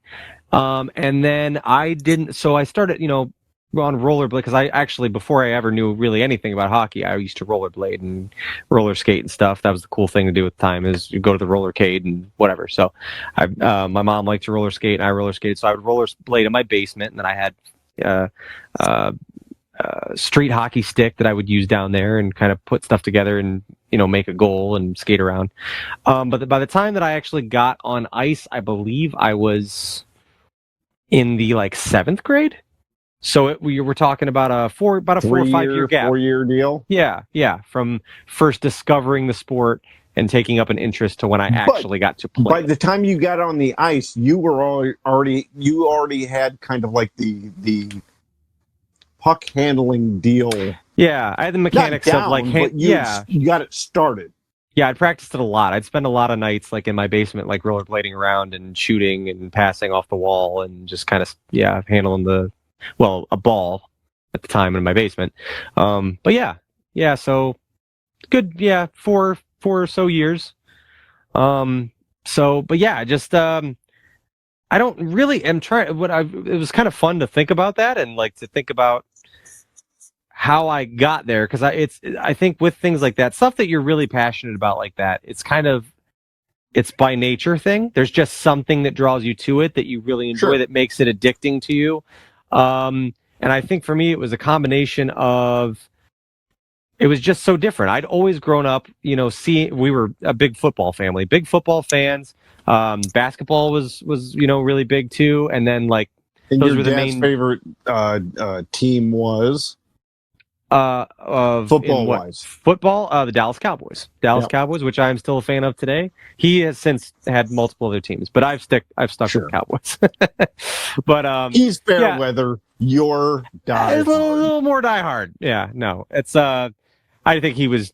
That's a whole other topic where he just kind of got a little annoyed with where that franchise was going and had enough with them. But maybe he was right, because actually there haven't been many successes for the Cowboys since he stopped being a fan. So. But no, it was certainly I fell in love with a player that made me really. Paul Correa is his name, and I have his number tattooed on the back of my arm and everything. And he's a big part of the reason why I love hockey. And I always wore his number, and he was. I played his position. Same. You said Paul Correa. Paul Correa is his name. Yeah, okay. He played for the Anaheim Mighty Ducks. And but no, I just think when I really have to bullet points on it, I love how fast the game is. I think that's one of my favorite things. From the first feeling of skating around and kind of gliding, the feeling of skating was a big one for me. And I love that. I think that's one of the things I love watching about hockey is how quick it is and how fast, like something's always happening. There's constant action in hockey. And that's what I think I enjoy about basketball too. There's just a lot. It's back and forth. It's back and forth. It's back, like it's really a lot going on. And for some people that can be a little bit much, or it's, there's less time to, if you go to a baseball game, you have time to like sort everything and understand the play that could or couldn't happen in the situation. Same with football. Every time you try something, you go back to the drawing boards in your little huddle, you call a new play, you try that, then you go back, try it again. With hockey, it's very think on the fly. It's constant moving, and not only is the game physically fast, but mentally you have to think quick to adjust to any situation that may arise, because things can change in an instant. So that's, I think, one of the first things. And then also just really from like a skill standpoint, as much as scoring is entertaining and stuff like that, I love the acrobatics and the goalie saves. Like, I love some of these insane, like, you got to understand, some of these pucks are coming off of sticks at over 100 miles an hour, some of these slap shots. And a goalie can, like, glove it, like, grab it out of the air before it gets by them. Like, and then it's just, that is insane to me, because that's, one position, all the years I've played hockey, I've never once, nor have I ever even been tempted to put on goalie pads. I can't imagine, like, what it must be like to be a goalie, and it's so impressive to me, like, what they're able to do. To me, that seems like if I were ever to get out there and fuck around, I would want to be the goalie. Yeah. You have all these pads to, if something's coming in that fast, yeah, you'll feel it, but it ain't going to hurt you. Right. And just the idea, like, you're involved in, like, the actual gamut of the game. Yeah, right. Yeah. So also takes a lot of mental toughness too. You like, because if you do let something in, you got to like bounce back and just brush it off and get back at it. It's just like shake it off. But because hell, there'd be times I'm on the ice and I make like a boneheaded play or bad pass or something, and I'm like, fuck, and I have to shake it off and I go to the bench, and that didn't even result in anything. It's just like, maybe put us in a dangerous position, but I'm like, shit, boom, like, you're done. Yeah, but like, man, I can't even imagine being like, fuck, now we're like down, or something. But yeah, goalies are fascinating to me. Player skill, what the players can do, the constant innovation that hockey players, especially in like today's crop of kids coming up, like what they can do is so fascinating. The speed that they can do it at and the moves that they can make is just insane. And then of course physicality is a big one too. I just love that's what how you can physically separate people from the puck, and positioning, and I don't know, just it's everything about it. I'm laying out very basic bullet points of hockey, but it all goes into it. And even like something as simple as going to a game. Like, I love the experience. I love being in the arena. I love the sound of the skates carving into the ice. I love the sound of a crisp, hard pass when that puck hits the middle of the blade of the stick just perfectly. That slap.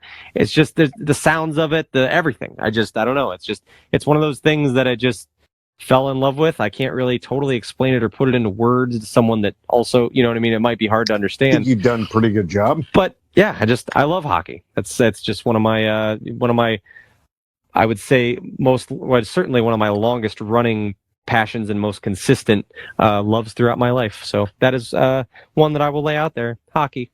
So yeah. Dean, good. What are you tell me something you're passionate about? I love assholes. Sure. Oh yeah. Just like the stretch. No. Oh, okay. Sorry. The stretch. What I can do with 3 fingers. All right. My passion. And I'm very torn about my passion. I guess because of much like a butthole. Exactly.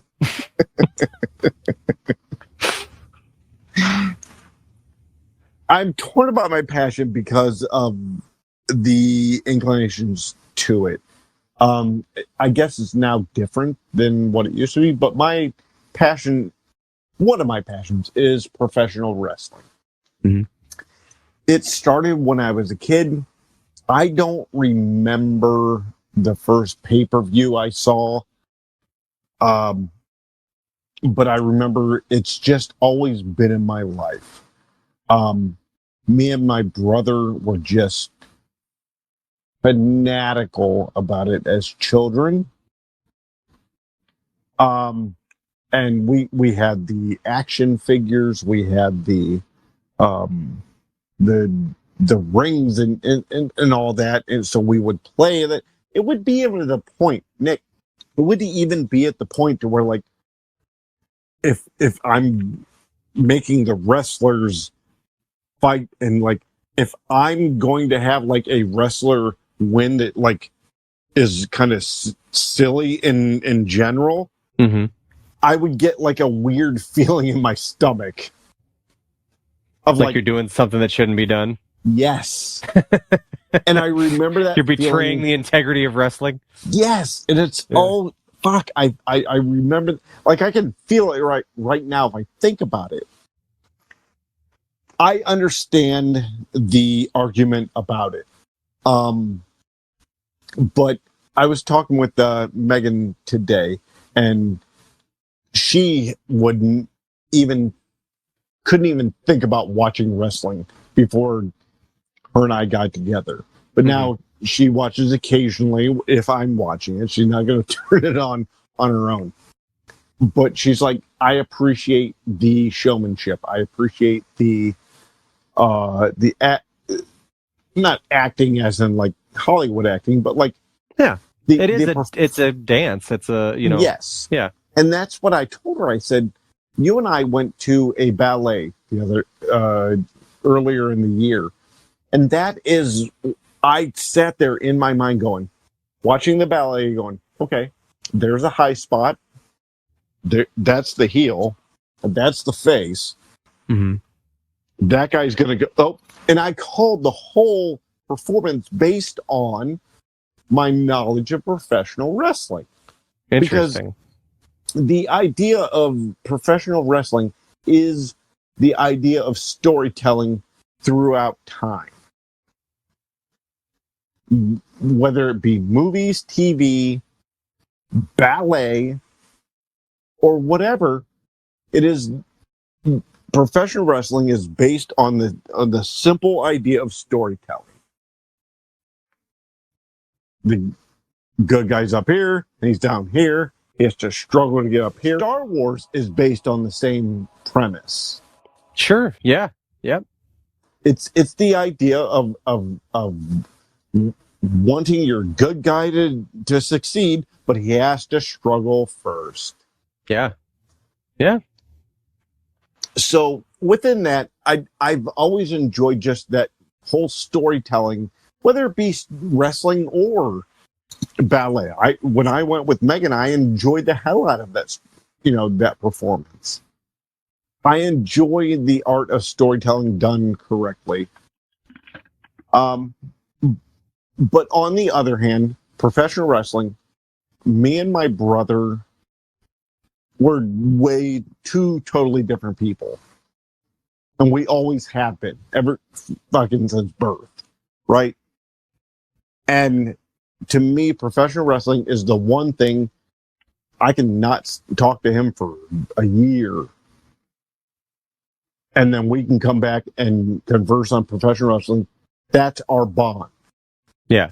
So that's one of the things of professional wrestling is the bond with my brother. That's cool. Yeah. Even if we don't talk about it, I know he's watching.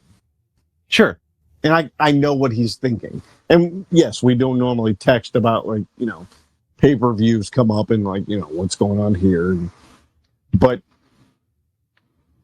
I appreciate it on so many different levels. A, because of the storytelling that has been throughout time, but also the personal effect of like, that's my childhood and that's my brother. That is, something him and I can bond to. And if you're not watching it now or whatnot, it actually is pretty decent. If you were a fan back, Nick, when were you a fan of wrestling?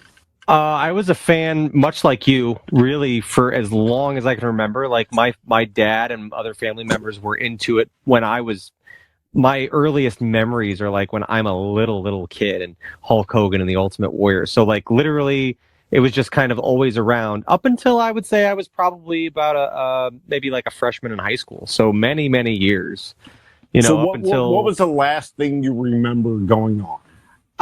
like I remember, Roughly. I was bit like one of my favorites when I stopped watching a little bit more was like Chris Jericho in WWE.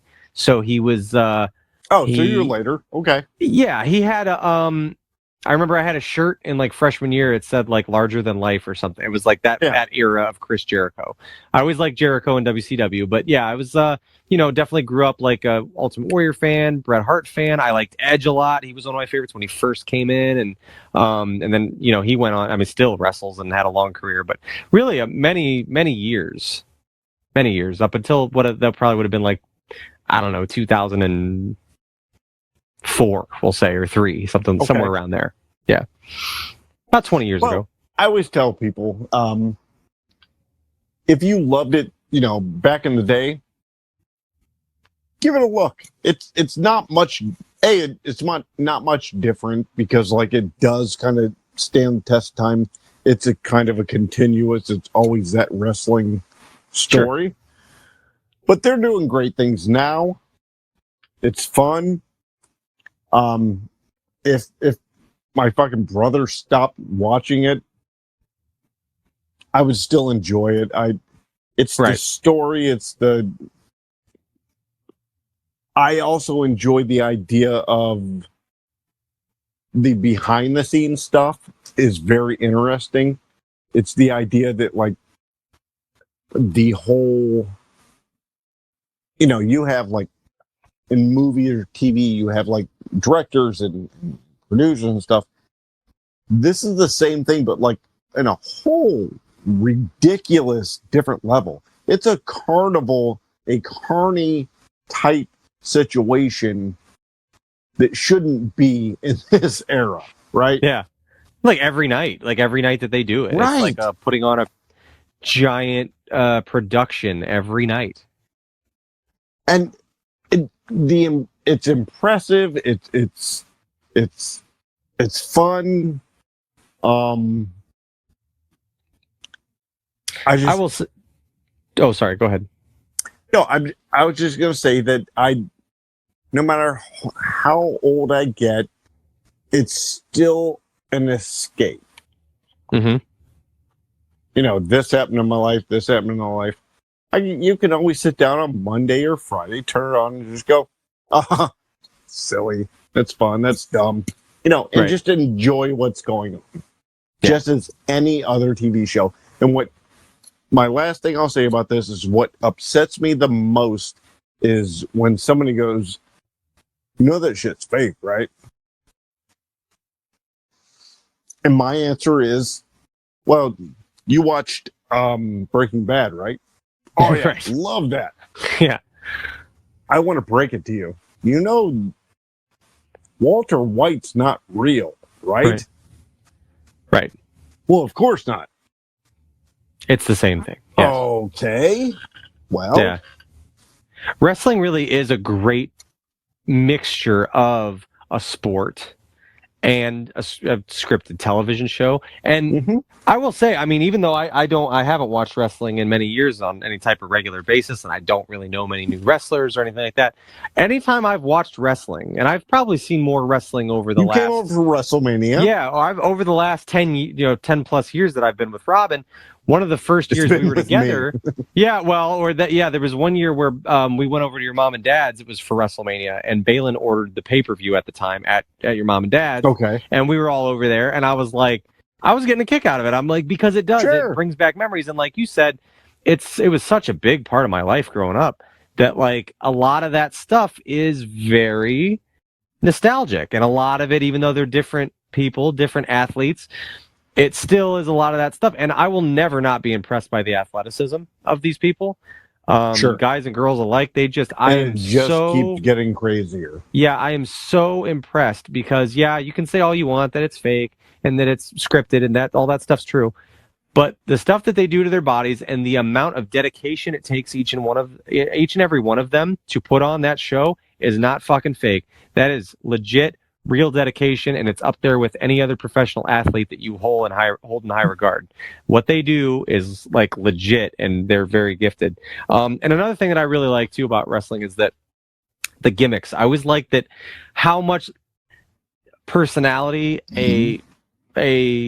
the person themselves can put into their gimmick. Sure. With their outfit, with their entrance theme, the way that they project themselves to the crowd. I just think it's really cool because it's a whole vibe. Like that's just one of the things that, growing up, I'm sure you had them too when the WWF at the time came out with their soundtracks, the CDs, the albums that had all the entrance themes on them. And I'm like, man, that shit was just like, Is wow, this the time awesome to tell that story? Yeah, the soundtracks. The soundtracks. But they were just, I don't know, there was cool songs on there. And like some of them were dumb and some were silly, but Do you like smell what? Never mind. Yes, I do. I do definitely appreciate professional wrestling, and I it's like I said, even though and there's everyone. I will say, and like we had went and watched WrestleMania at your house this past April, I guess it would have been. Yeah. It was a lot of fun, and every time I'm around wrestling, just for watching it, I get nostalgic, and I want to go watch like stuff on like the wrestlers I grew up with, and like kind of revisit old matches and things like that. It ignites something in me that's just kind of it's always been there. It's not that I ever didn't appreciate it. Just at some point along the line, I fell out of it. But it is. It's a lot. It is fun. I could see where people enjoy it. Absolutely. So that's a good one. It's a very good one. We have we've set our passions and our loves. That's right. I'm passionate about Dean. I'm just gonna say right now. Oh. Yeah. Oh, it's hard. It's difficult. It's difficult. Dean's passionate about difficult appendages. Yes. Nick. Yes. I think we've changed the world. I think so. I think it's a better place now. I would think. Yeah. We'll see how Brian feels when he comes back next week. And for those of you who are listening to this podcast, congratulations. You must be one of the Illuminati because it's the only way that you would ever have had access to listen to this show. Exactly. Well, time to put a wrap on this one, buddy. Yep. Yeah. So, Nick, why don't you tell us where you can find all of us? Well, I would be delighted to. I don't know about Brian because it's kind of iffy when and where he's going to be, but at least with Dean and I, you can find us on this podcast some weeks. You can find myself, the lovely Dean, and the fantastical Brian almost each and every week together, most of the time, on this podcast. If you would like to find us on social media platforms, you are free to do so. Just go ahead and Google Convincing Idiots Linktree, LINKTREE. You're going to find all our social media accounts as well as where this podcast can be found each and every week. All that information and so much more is available on our website. That's convincingidiots.wordpress.com.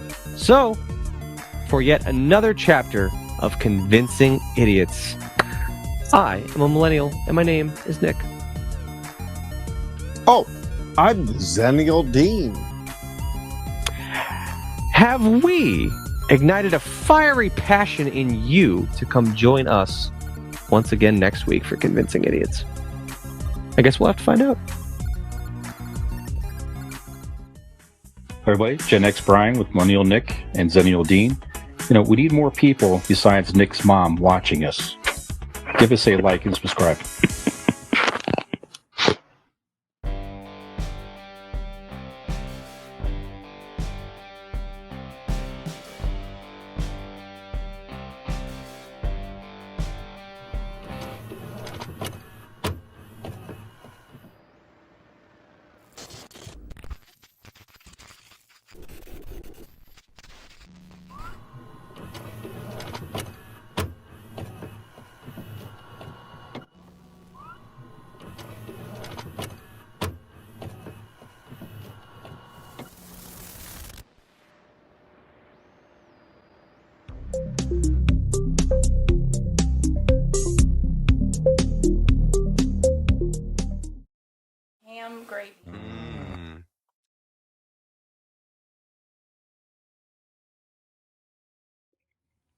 Yes, sir. So how do we do this for like the other things? Does he stop recording and then start Hold on. recording again for intro and promo? I don't know, actually. Or does Can he we just... pause this? Hold on. Let me try to pause this. Do another. No, he didn't. He never does another link. No. So he either... All right, go ahead. Okay. Oh, we're only... All right. Test. Test. You are wrong. I am wrong. You are wrong because you were an idiot. Mm-hmm. And that's why we have convinced you successfully that you are wrong. Unfortunately, you don't have to convince me. But you didn't at first, and now he does. Now he's convinced. So I'm now convinced Right. I'm an idiot. Perfect. Let's see what it that's the sounds intro, like. I think. I like it.